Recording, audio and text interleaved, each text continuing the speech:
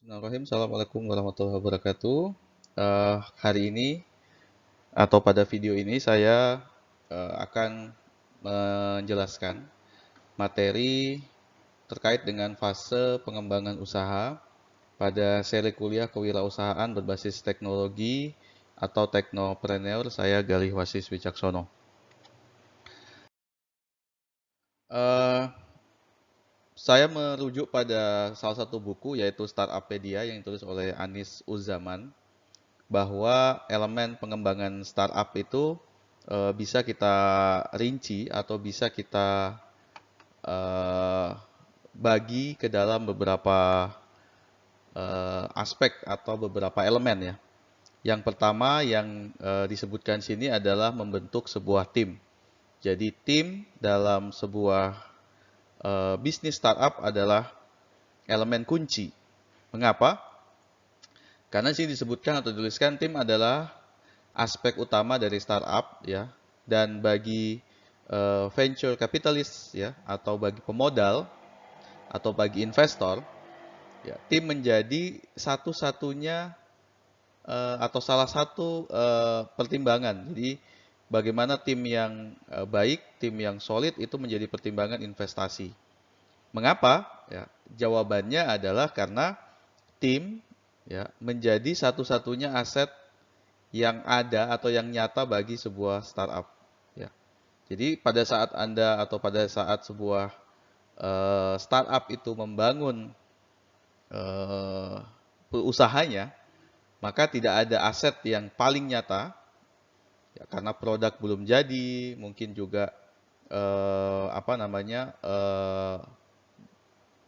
base camp atau tempat atau modal juga belum ada gitu ya. Maka satu-satunya aset yang dimiliki adalah tim.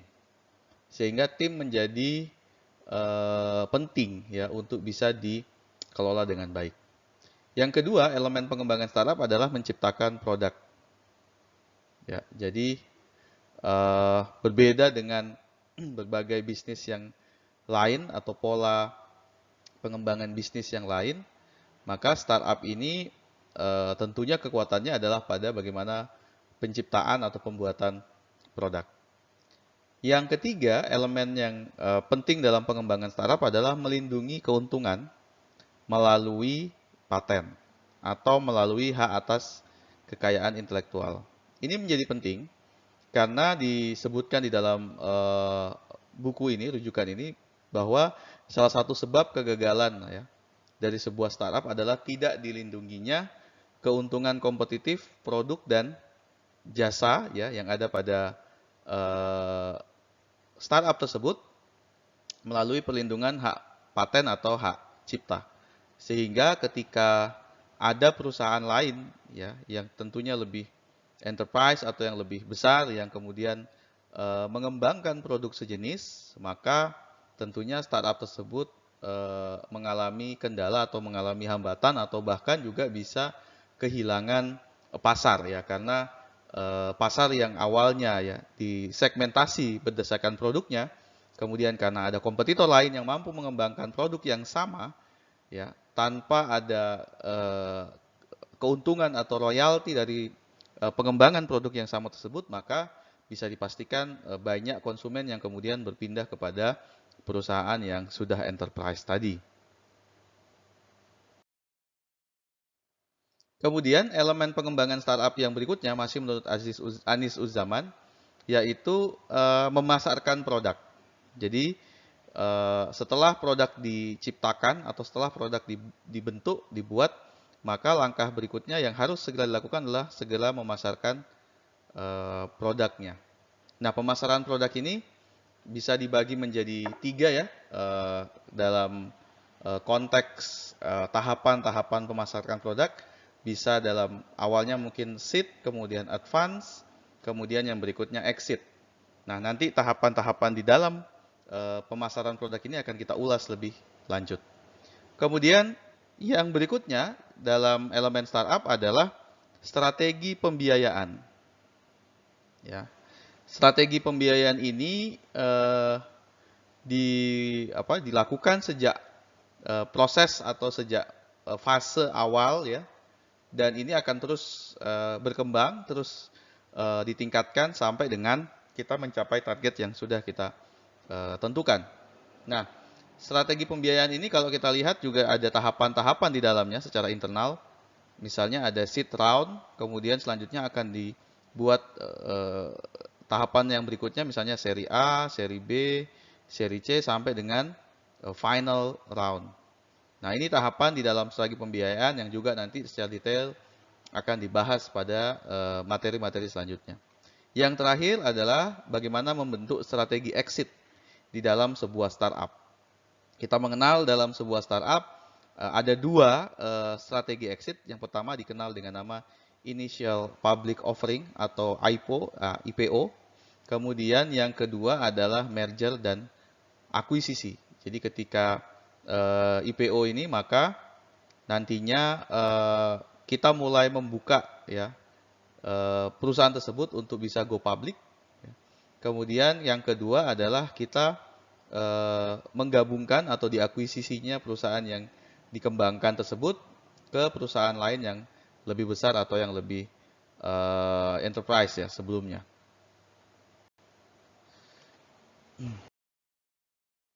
Nah, untuk ilustrasi waktu, ya, bagaimana elemen-elemen penting dalam pengembangan startup tadi itu ditempatkan dalam sebuah timeline, maka kita bisa lihat pada ilustrasi berikut. Tadi bagaimana membentuk tim itu dilakukan pada tahapan awal, di mana fase ini terjadi sejak peluncuran startup atau produk startup tersebut sampai nanti pada fase exit, baik itu go public ataupun yang akan di merger atau diakuisisi.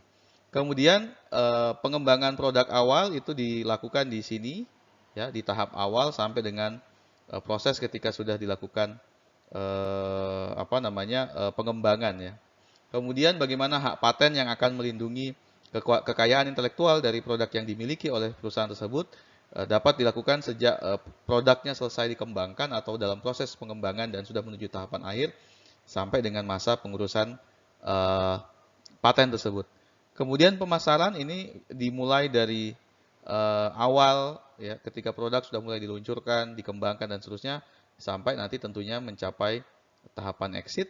Kemudian untuk pembiayaan atau penggalangan dana tadi ya sudah saya sampaikan bisa dilakukan dalam beberapa tahap, misalnya ini tahap atau seed round, ini kemudian seri A, seri B dan seterusnya sampai dengan final round atau nanti mencapai exit. Kemudian di akhir waktu sesuai dengan target yang sudah ditentukan kita bisa memilih dua opsi untuk exit, yaitu tadi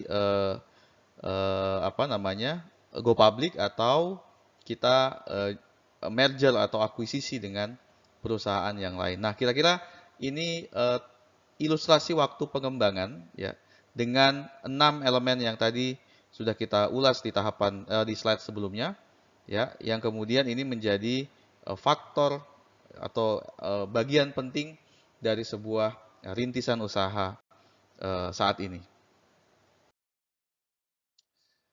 Kemudian saya merujuk pada buku berikutnya, yaitu buku yang ditulis oleh Eric Ries yang kemarin juga sudah saya sampaikan di pertemuan awal tentang The Lean Startup, ya, di mana prinsip dari Lean Startup itu kalau saya coba ringkas ya dalam beberapa poin. Yang pertama adalah entrepreneur itu ada di mana-mana pada dasarnya. Jadi entrepreneur itu tidak hanya sekedar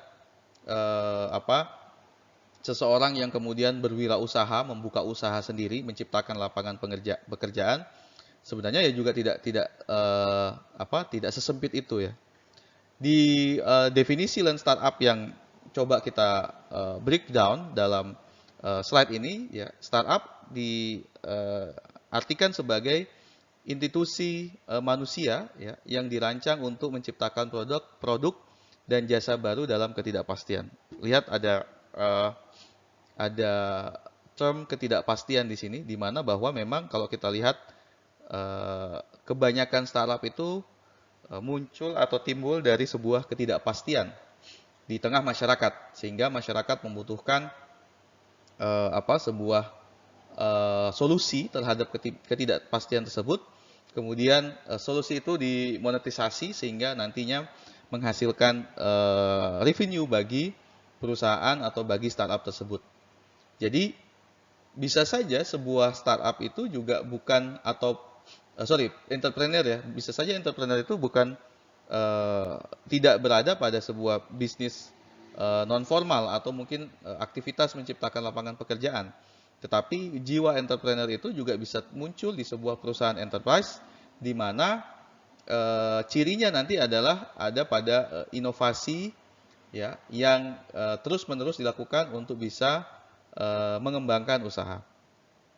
Nah, di sini dititik beratkan bahwa metode Lean Startup ya, metode Lean Startup ini bisa diterapkan tidak hanya di sebuah startup atau di rintisan usaha, ya, tetapi juga bisa diterapkan pada perusahaan yang sudah enterprise. Jadi kalau Anda misalnya nanti memiliki karir di perusahaan yang sudah enterprise, maka Anda bisa juga menerapkan metode Lean Startup atau prinsip-prinsip Lean Startup ya di dalam pengembangan karir Anda. Nah, tadi saya katakan mengapa kemudian entrepreneur ini juga ada dalam sebuah institusi enterprise, ya, karena entrepreneur sebenarnya atau pada dasarnya adalah inovasi. Jadi selama Anda melakukan inovasi yang tujuannya untuk mengembangkan usaha di bidang Anda, maka itu termasuk pada konsep entrepreneur. Kemudian yang berikutnya adalah di dalam prinsip Lean Startup, di mana diletakkan manajemen sebagai key atau sebagai kunci utama dari proses bisnis yang ada di dalam rintisan usaha tersebut. Mengapa? Karena meskipun startup misalnya dimulai misalnya hanya bertiga atau berempat begitu ya, tetapi tetap saja startup adalah sebuah institusi yang membutuhkan manajerial. Jadi sifat-sifat manajemen atau prinsip-prinsip manajemen juga tetap dibutuhkan, tetap diperlukan dalam pengembangan startup. Nah, tetapi ada yang menarik bahwa manajemen di dalam startup menurut Eric Ries ini ya dirancang secara khusus untuk dapat menghadapi atau bisa menghadapi ketidakpastian yang ekstrim. Gitu ya. Jadi seperti yang saya katakan tadi bahwa startup itu memang muncul atau hadir untuk menjawab solusi karena ketidakpastian. Jadi prosesnya akan terus dinamis ya, terus berkembang sehingga nanti sampai pada dia bisa menemukan kondisi paling ideal ya dalam sebuah timeline bisnis yang sudah ditentukan. Kemudian yang berikutnya adalah pembelajaran tervalidasi. Jadi dalam satu fase nanti ya akan dilakukan proses-proses pembelajaran yang itu dapat divalidasi, dapat diukur akurasinya dan seterusnya. Nah, ini lanjutan dari tadi ya pembelajaran tervalidasi. Ya, di mana startup dibangun untuk terus belajar. Jadi di dalam siklusnya nanti ya, di dalam salah satu siklus di Learn Startup, nanti kita akan menemukan fase learn ya. Nanti kita akan bahas lebih lengkap. Di mana di dalam fase learning tersebut kita akan terus melakukan pembelajaran ya untuk membangun bisnis yang berkesinambungan. Dan tadi saya katakan ketika dilakukan validasi, maka proses validasinya dilakukan secara ilmiah. Jadi menggunakan metode ya yang kita bisa gunakan atau yang mengacu pada proses-proses yang secara ilmiah bisa dibuktikan dan itu dilakukan juga secara rutin sehingga mendapatkan feedback ya berupa kondisi existing dari bisnis yang dikembangkan. Dan validasi juga akan menguji setiap unsur pada visi. Nanti kita akan bahas secara khusus bagaimana visi perusahaan atau bagaimana visi dilihat dalam konteks startup. Nah, ini yang saya tuliskan tadi dalam siklusnya. Jadi di dalam siklus ya Lean Startup kita bisa menggunakan atau kita bisa melihat ada 3 fase, yaitu kita create, kita buat, kita build, kemudian kita ukur, ya, measure, kemudian kita pelajari, learn. Jadi aktivitas dasar dari startup itu kalau kita coba uraikan, ya pertama adalah gagasan atau ide. Ya, tentunya ini disesuaikan atau dihubungkan ya dengan visi dari perusahaan yang dibangun, kemudian adalah mengembangkan produk. Ini mulai pada fase buat, ya, gagasan dengan produk ini ada pada fase buat. Kemudian akan diukur bagaimana respon, ini fase mengukur ya, respon dari konsumen. Kemudian berikutnya apakah akan tetap bertahan dengan kondisi yang ada atau akan berubah mengikuti hasil dari pengukuran atau hasil dari validasi hasil ya, validasi pengukuran ya, yang nanti menunjukkan atau memberikan feedback tertentu. Kemudian prinsip Lean Startup berikutnya adalah pada akuntansi inovasi. Ya, yaitu ada 3 hal, bagaimana cara mengukur kemajuan dari sebuah rintisan usaha, kemudian bagaimana menetapkan target, dan bagaimana memprioritaskan kerja. Nah, 3 akuntansi inovasi ini yang kemudian menjadi dasar atau prinsip dasar dalam Lean Startup. Nah, dari berbagai definisi atau dari berbagai cerita-cerita yang menunjukkan bagaimana startup itu berkembang saat ini ya, menjamur di masyarakat, juga ada cerita-cerita atau ada model atau ada bisnis yang juga gagal ya, atau startup yang gagal. Nah, di sini dijelaskan bahwa penyebabnya, ya, jadi mengapa startup itu kemudian gagal. Pertama adalah karena model pengelolaan usaha menggunakan model pengelolaan usaha yang lama atau tradisional ya, di mana mensyaratkan 3 hal. Pertama, rencana yang bagus. Yang kedua, strategi yang solid. Yang ketiga adalah riset pasar. Nah, sedangkan di dalam startup hal ini sangat bertentangan dengan konsep dasar dari startup tadi ya, di mana dia harus segera membuat, jadi dia akan create atau build produk secepat mungkin, yang kemudian nanti dikenal dengan minimum viable product. Setelah itu dia akan ukur, ya, segera dipasarkan, diukur, ya. Ini nanti menggunakan tools atau menggunakan instrumen yang sudah kita atau yang nanti akan kita pelajari. Kemudian yang berikutnya adalah learn.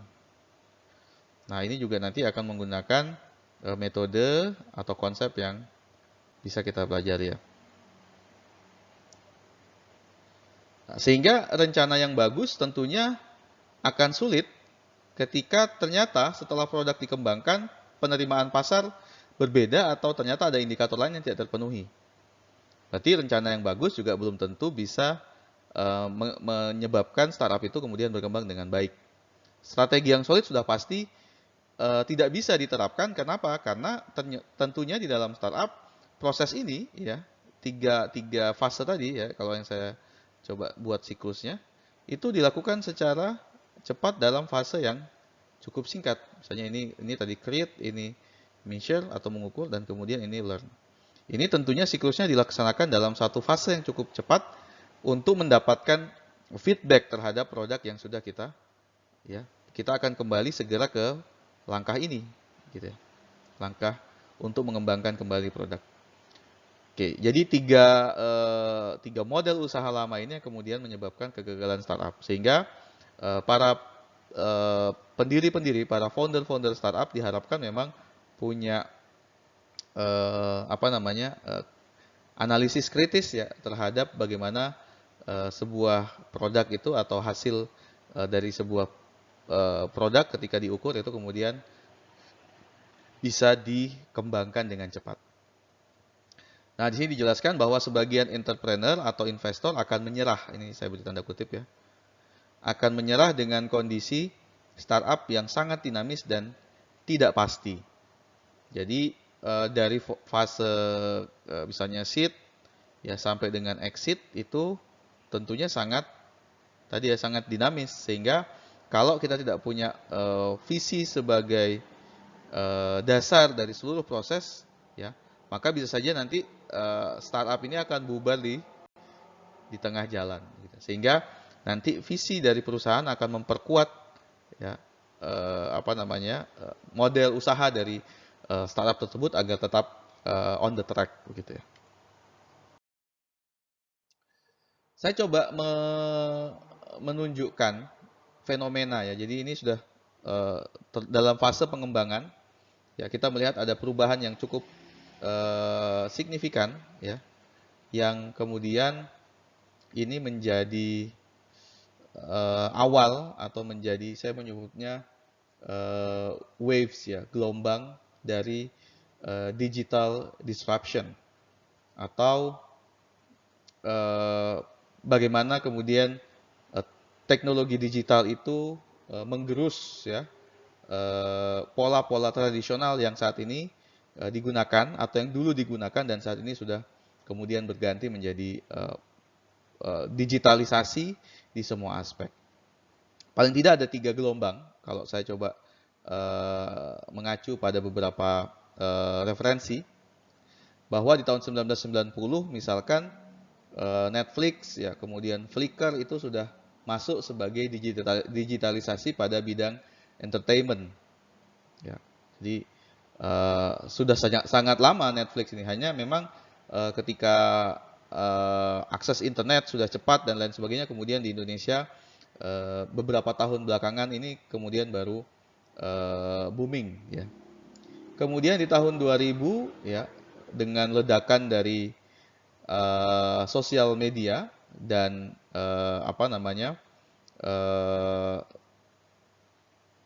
produk-produk yang berkaitan dengan jejaring sosial, ya, maka muncullah beberapa perusahaan-perusahaan besar seperti Google, kemudian Facebook, dan juga YouTube di dalamnya, ya. Yang ini kemudian juga termasuk pada gelombang digital disruption yang kemudian merubah berbagai banyak hal, ya, di kehidupan manusia.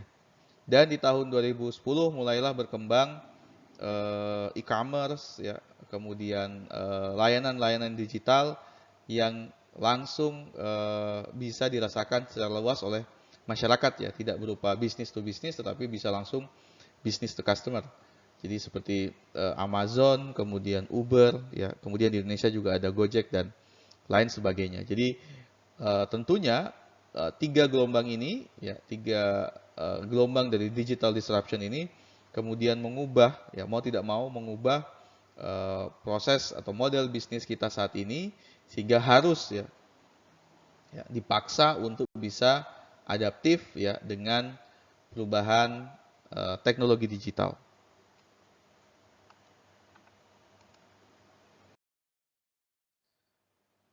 Nah, yang berikutnya di dalam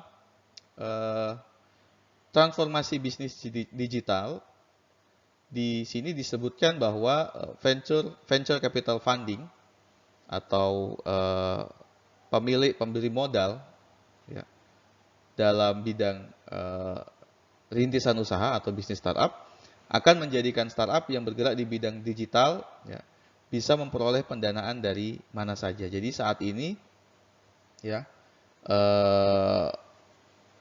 venture kapitalis dari Silicon Valley misalnya, ya, atau dari luar negeri, ya, itu dengan mudah, ya, bisa saja memberikan pendanaan kepada rintisan usaha yang ada di Indonesia. Misalnya Tencent, kemudian Alibaba dan seterusnya, Google, itu dengan sangat mudah saat ini tentunya, ya, dengan regulasi yang kemudian dilonggarkan itu bisa memberikan funding terhadap bisnis startup yang berkembang. Apalagi di masa pandemi di mana bahwa bisnis digital itu kemudian menjadi yang salah satu pertumbuhannya paling meningkat.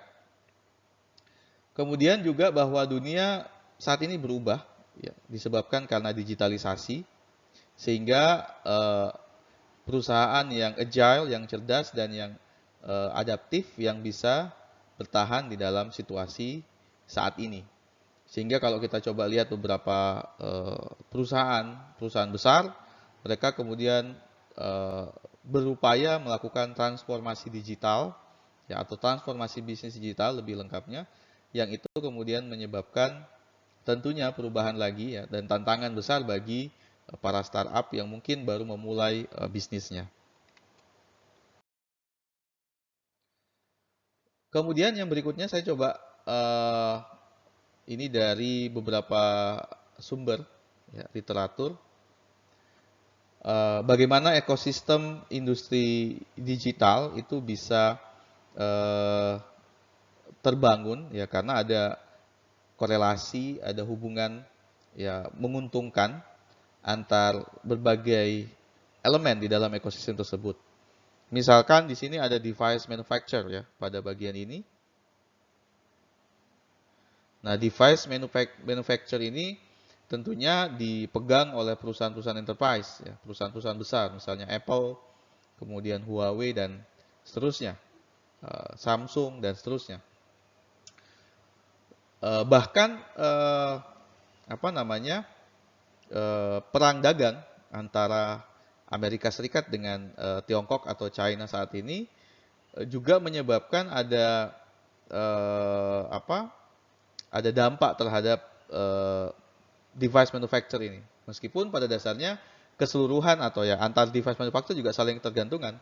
Misalnya Apple dengan Foxconn di Tiongkok yang mensuplai berbagai bagian dari perangkat keras di dalam Apple yang itu kemudian dalam iPhone yang kemudian itu juga menjadi menarik saat ini ya. Bagaimana pola perdagangan di antara kedua perusahaan besar tersebut. Kemudian selanjutkan yang berikutnya, elemen berikutnya misalkan juga ada network infrastructure. Ini tentunya mendukung seluruh proses digitalisasi. Di sini misalnya ada Cisco ya, Microtik dan lain sebagainya. Kemudian tidak kalah penting juga adalah network operator. Ya, di Indonesia misalkan ada Telkom ya, kemudian ada Indosat, ada XL dan lain sebagainya. Kemudian ada platform company ya, yang menyediakan platform, misalnya Google dengan Android-nya, Google produknya dan seterusnya. Kemudian Apple juga ada di sini. Kemudian yang sekarang cukup dan sangat berkembang pesat adalah over the top. Ya, ada WA, kemudian ada Instagram, ada Facebook, ya, Zoom, ya, dan lain sebagainya. Yang sekarang menyebabkan digitalisasi di tengah-tengah masyarakat atau di tengah-tengah kita itu sangat nampak dan sangat nyata bisa digunakan. Kemudian ada startup di sini. Nah, startup juga punya peranan dalam ekosistem pengembangan industri digital. Ada kampus dan serta research and development. Kemudian tadi saya katakan ada venture capital ya yang melakukan pembiayaan terhadap pengembangan startup dan lain sebagainya. Ada standardization bodies atau badan standarisasi. Ya, misalnya ada ITU ya di sini ya, ada ITU. Kemudian ada regulators ya, misalnya BRTI ya. Atau yang lainnya yang sejenisnya ya. Mungkin Anda bisa lihat di beberapa organisasi yang kemudian baik itu memberikan standarisasi atau mengatur regulasi. Kemudian customer ini tentunya bisa banyak, bisa business to business, bisa business to government, bisa business to customer dan seterusnya. Jadi perusahaan enterprise juga bisa menjadi customer terhadap yang lain ya. Jadi misalnya startup dia bisa mensuplai ke yang lain, misalnya ke network infrastructure atau ke yang lainnya. Jadi ini bisa saling berelasi di sini.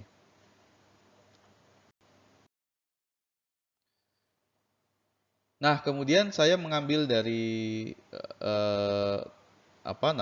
materi dari Bapak Wiseto Agung, di mana di situ dijelaskan dalam materi beliau tiga tahapan, 3 stages digital transformation.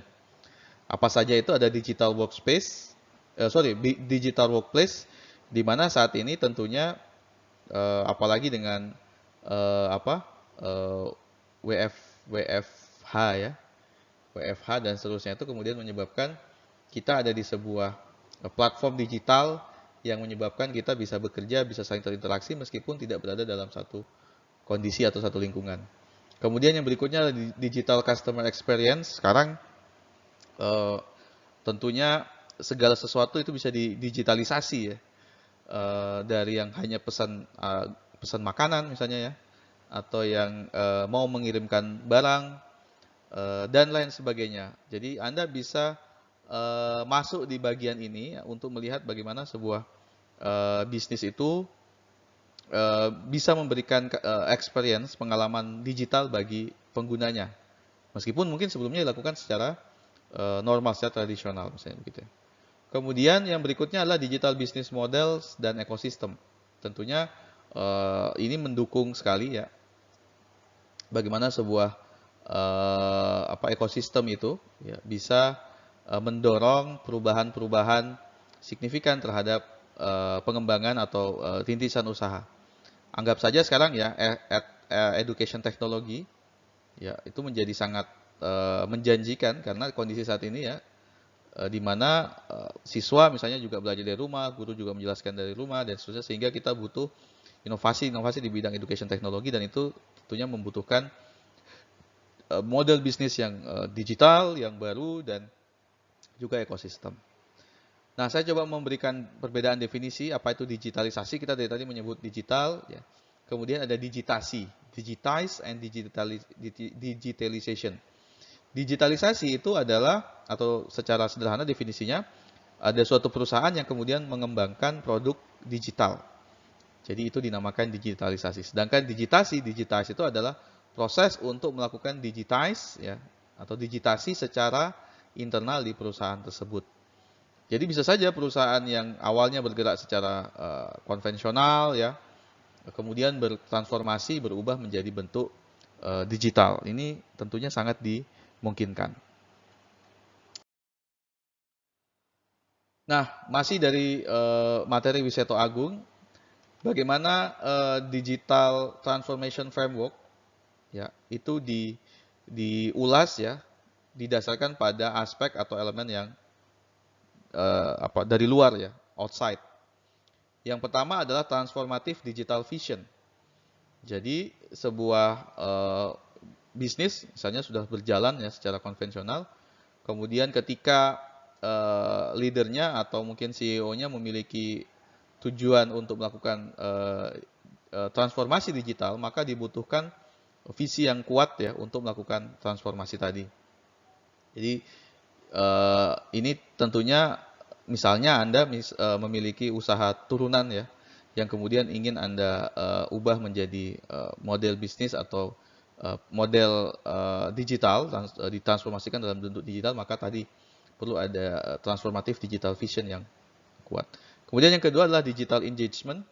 Jadi keterhubungan, keterkaitan, ya, keterikatan dengan elemen-elemen digital yang tadi sudah kita jelaskan itu juga penting ya untuk bisa melakukan transformation. Kemudian iteratif transformation roadmap, ada peta jalan yang jelas bagaimana sebuah proses transformasi itu dilakukan secara iteratif. Kemudian yang berikutnya digital governance ya. Jadi ada pengelolaan secara digital dan memiliki KPI, Key Performance Index yang jelas yang kemudian itu bisa diukur setiap saat. Secara insight dari dalam maka ada beberapa hal, misalnya digital transformation framework itu juga bisa didukung dengan strategic asset. Ada banyak hal ya, Salesforce, kemudian point of sale-nya yang mendukung, produk dan kontennya juga, brand-nya, ya, kemudian ada customer knowledge yang kita bisa analisis dan kelola. Itu misalkan didapat dari strategic asset. Kemudian digital investment, ada skills-nya dari stakeholder atau SDM yang kita miliki, inisiatifnya juga ada dan seterusnya. Kemudian ada digital building block, misalnya ada customer experience, ada operational process, business model, digital capabilities dan lain sebagainya. Nanti Anda bisa lihat ya digital transformation framework, ada bagan yang bisa Anda pelajari di situ. Saya rasa itu materi saya terkait dengan fase pengembangan. Nanti akan kita lanjutkan mungkin lebih detail di setiap langkah-langkah tadi ya, baik itu di dalam land startup ataupun di fase pengembangan nanti yang akan kita pelajari. Terima kasih. Assalamualaikum warahmatullahi wabarakatuh.